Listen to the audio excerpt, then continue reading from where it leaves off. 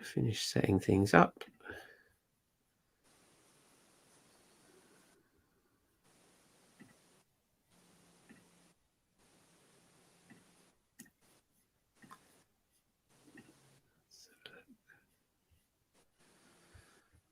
Okay, and we're going to go live on Facebook too. Should be live on YouTube now. We should be live on Facebook too. Excellent. Let me just check YouTube if you guys can see us, and hopefully Facebook can see us too. And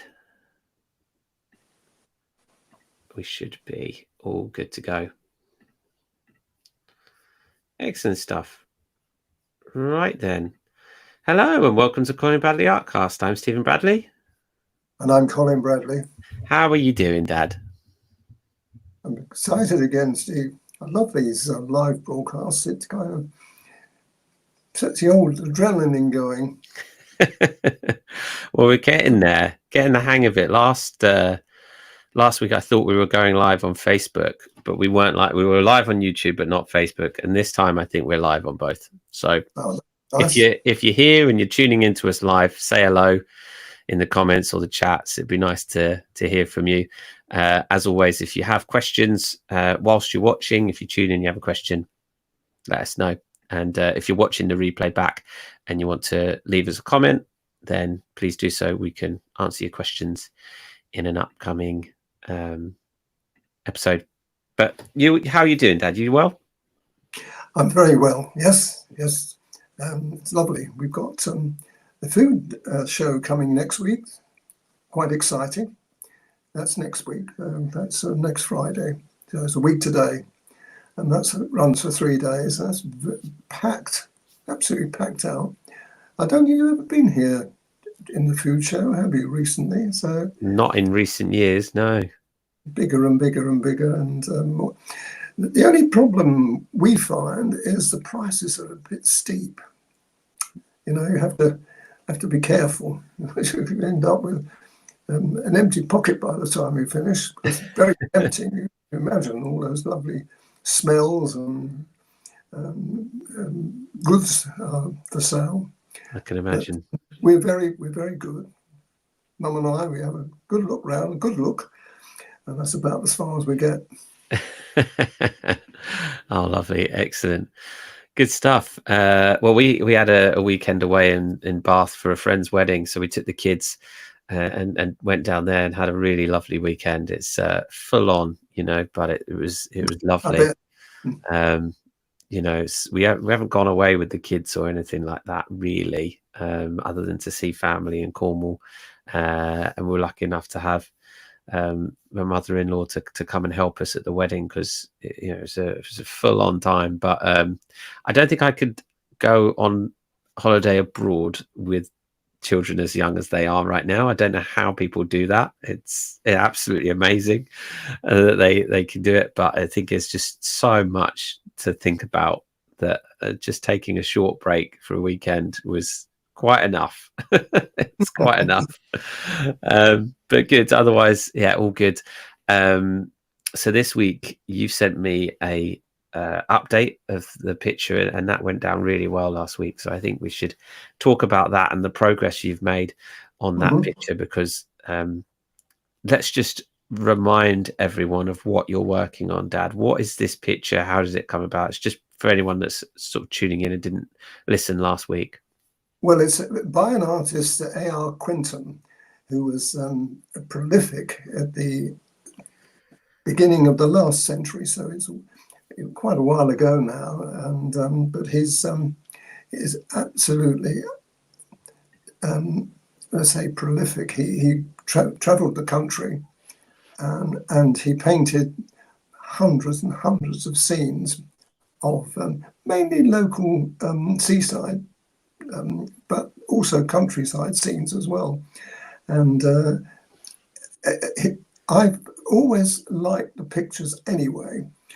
I suppose you could say they're a bit photographic compared with what you know, modern thoughts are about art, but it suits me absolutely.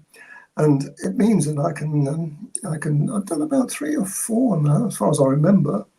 But I don't. I do enjoy them, but since I moved on to more animals, that's gone by the wayside a bit. So it is really nice to come back to landscape again, which was my original. And he always painted in watercolour. Pastel pencils weren't around at the time. Had they been, I think he probably would have dabbled in them. But it's a lovely picture, and I'm sure people will like it to see how it's done. But I've got a couple of surprises for you, which I'll hold on to those for the moment. Okay, good stuff. Well, let's show the update of the picture. I'll try and find the one from last week, but this is where you're at the moment. And it's come along a long way. Let me see if I can find the one from last week to see if I can sort of give people an indication. Does that come up okay? That's the one from last week. Yeah, yes, it's quite a difference, isn't it? And if you look at that and you think, well, where do you go from there? Well, I always start at the furthest most point, which in this case is the sky, and I come forward. Now, I've always done this. I've always worked that way. And some people work from left to right, right to left, but I always work from back to front, really, because I can set the scene behind. That's the important thing. I mean, in this case, you see the clouds, and what's happened here, it's got a halfway. If you go from the left to the church, that's been done with pastel pencils added. So it's watercolor, and then from the church to the right, that's just watercolor. And I think I explained last week what I do there. You put the wash on, and you then dab it out with a tissue, and then I use a paintbrush as well to wet it a bit, to add a little bit more detail to the clouds. But that's about the best you're going to get if you're using watercolor. However, if you use pastel pencils, you can then add a little more. The pastel pencil goes over the top of this. I think we mentioned last week, this is done on PastelMat paper. I'm going to come to that when we come to the next picture. And I found that it worked really well, and it took the pastel very well. So you can see the difference, I think. And now the distance trees go on top of that. So that's the next level, if you like. Now, the next level, which is what we're going to come to now, is the church, really. That's the furthest most point away. So that would be the next one. There you go. But you can see now the impact the clouds have got now by putting pastel pencil on them. And then the trees, again, this was done with watercolor to start with. And now I've added pastel pencils to it. You wouldn't have seen a great deal of difference, but there is one. It's a little bit more intricate and a bit more detailed. It also allows me to bring that backcloth idea that I was talking about into play, because then you can see the church against that, always considering that you're putting light on dark all the time. So if you can't put a light tree behind the church if the church is also light. So you've got to have either one or the other lightest. Then you can see as you run along the church, you can see that I've got a contrast, which is very important, not just for the background, the backcloth, but also for the foreground too. And the reverse comes when you look at the foliage that I put in, the trees, bushes, in the front of the church. You can see that that's lighter than the church. You got me? So therefore, you're always creating a three-dimensional aspect. So interesting. So interesting. There's so much to talk about. I'll start at the back, I suppose. These clouds have all been done now with pastel. You can really see that they've been lifted, and you've been able to add the greys in, and there's some other colors in there as well. It doesn't look like just gray and white. No, it's ivory, little ivory. I always put a bit of ivory in the sky, or invariably I do. just adds a little bit of colour for one thing, and tone, and it always picks up because there's going to be ivory put in the picture anyway. Pastel pencil, that is. Now that's pastel pencil ivory. I wouldn't use. You can, but it's not a good idea to add watercolour into that. You'll spoil if you do. You've got to be very careful with watercolour. You can get away with it when you're dealing with other areas, but you can't get away with it in the sky. The sky is critical that you get that as close as you can to perfection before you add the pastel pencil. You could say, well, can't you put the white over the top of the blue? You can, but it doesn't work very well. You've got to be so careful with that kind of thing. And I would recommend anybody doing this, follow my lead. I mean, I've filmed all this, Steve, so people are going to be able to pick up on that. What about the church? Has that been done with both now? Pastel pencils and watercolour? It has, but I've got to say it's largely pastel pencil there. You put a what? If you look at the forward for the moment, you look at the thatch that I've got on the left-hand side, you see that the two have been done, or not, two in the middle have been done, one on each end hasn't. So you can see that that's a bit boring, a bit, you wouldn't be able to get away with that in watercolour. You could, but you could add a little bit more colour and do a bit of ochre. But what I've done there is I've set the scene, and you can see, if you look at the thatch in the middle, that's more realistic because we've been able to put the pastel pencil on top of it. And have you started this thatch here? Is this strip of colour here? Is this what the pastel pencil looks like going on? Yes, it is. The reason I do that is just to get the contrast again. You know, in fact, I have a dark chimney stack there, haven't I? You've got to be careful that I didn't make it too dark. So I put a little pastel, a bit of ochre on there in readiness. Interesting. But the point I was going to make, and I will mention it now because it's relevant. When you put the colours in, normally when you're using watercolour, if you put, say, look at that chimney stack, that's why I've left it there. You can see that's the base colour put in.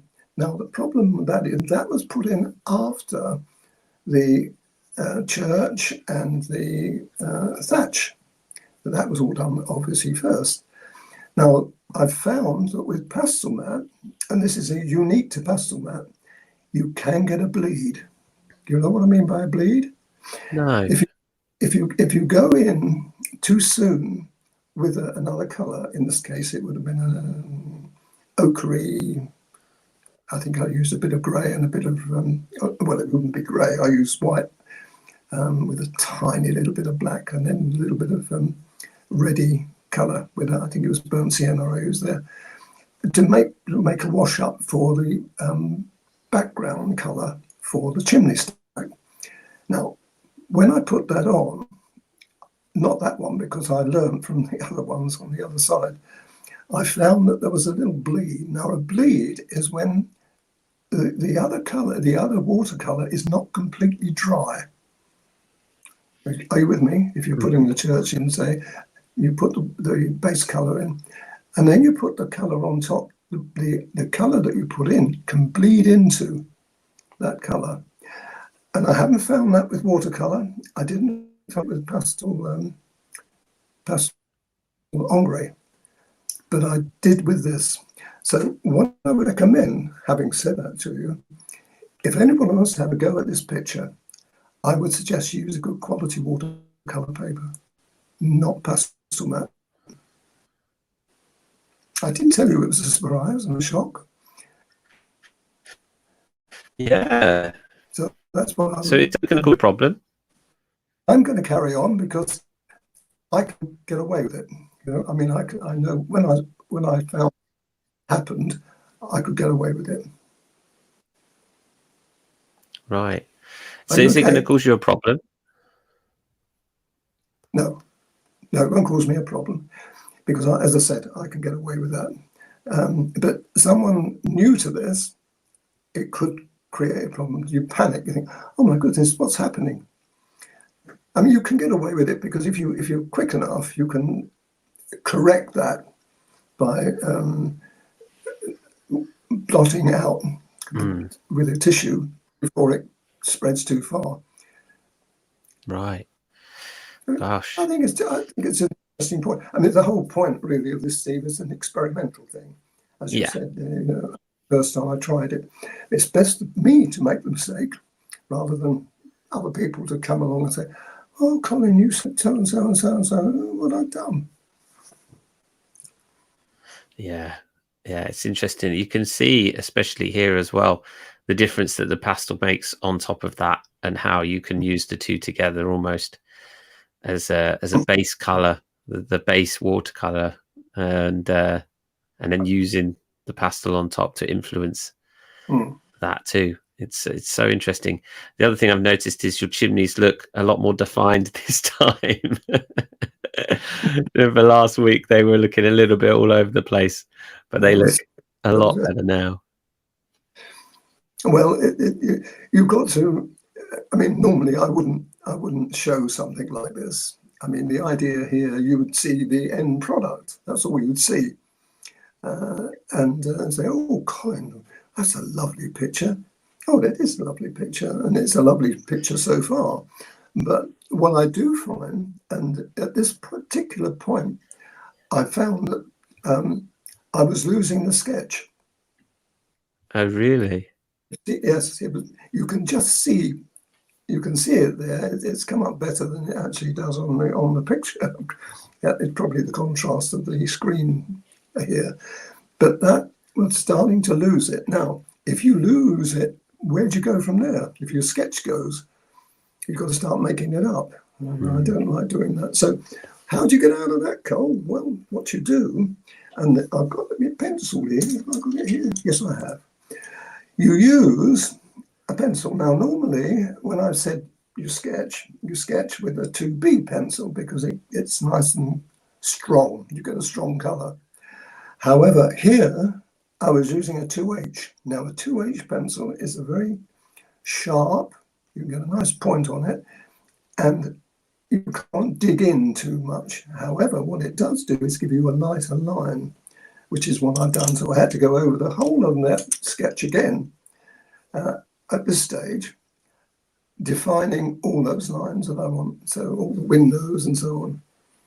And that was a bit of a pain to do, but it's something you have to do. I probably wouldn't have had to do that with watercolor, but the PastelMat, it didn't react as well as I thought it was going to.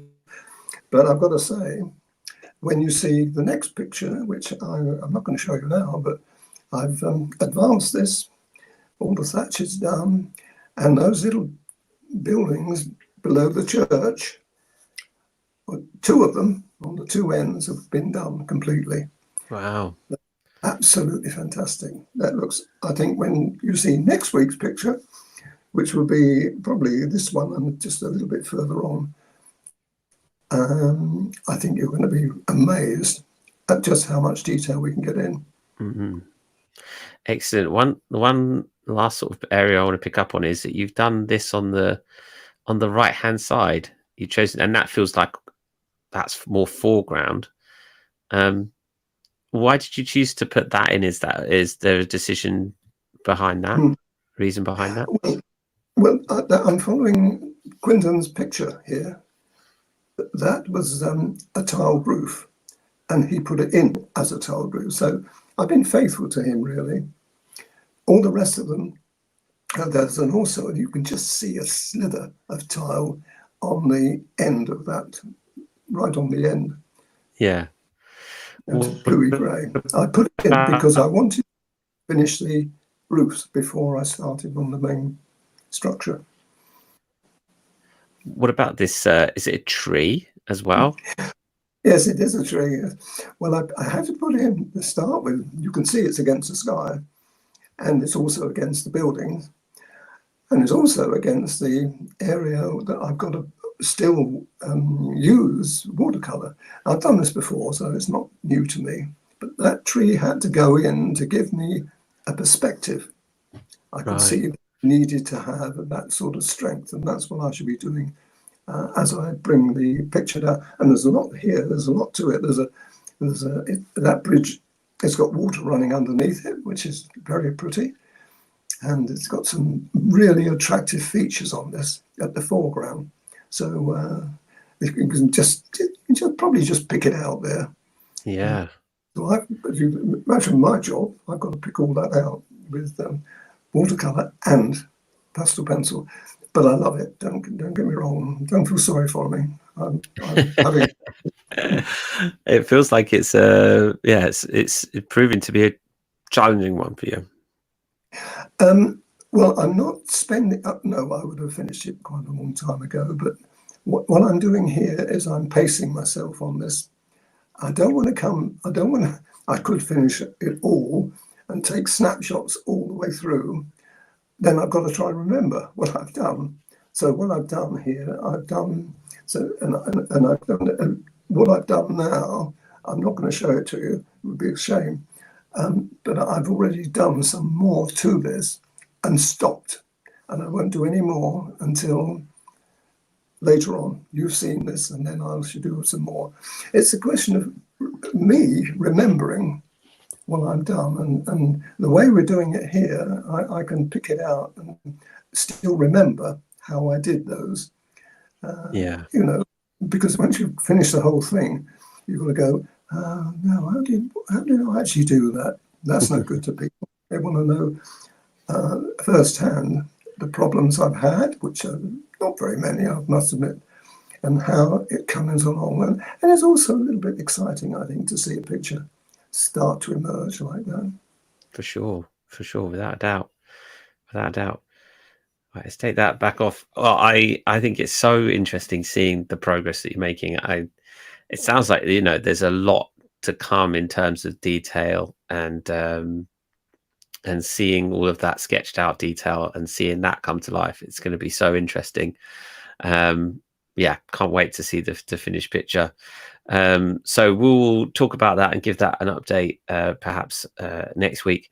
There is a new class that we're going to have to talk about as well. That is, I don't think it's not ready yet. I think I've got one more part to do, and that was a new cat picture that is coming to the website, so people can look out for that in the next week. That should be up, and we can talk about that as well, and perhaps watch some of that footage back as well, because I think that would be really interesting. Great stuff. Well, as always, if anyone has any questions, anything they want us to talk about, we're here to serve you with these podcasts. So please let us know, drop us an email, drop us a comment on this video. And I hope you've enjoyed it. I hope those that have been able to tune in live have enjoyed it. And hopefully we're going to make this a regular thing on a Friday. So we'll try and give you a bit more notice if we're going live so you can tune in. But we'll leave it there for this week. So thank you everyone for watching and for listening. I'm Stephen Bradley. And I'm Colin Bradley. Enjoy your week.